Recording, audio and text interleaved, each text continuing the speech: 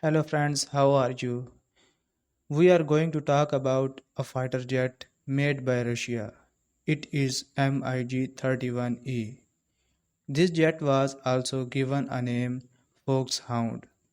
Its price is $57 million. Two turbofans engine are fitted in this jet.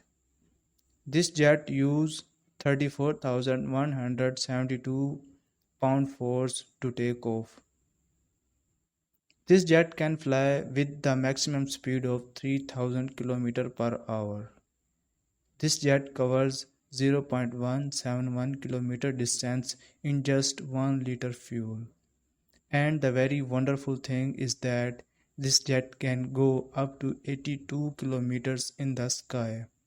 The rate of climb of this jet is 288.04 meter per second. Fuel tank capacity of MiG-31 is 20,085 liter. This jet can fly with a weight of 46,200 kilograms. But payload on this jet is 1,724 kilograms. Two general seats are fitted in this jet. Total length of this jet is 74.21 feet.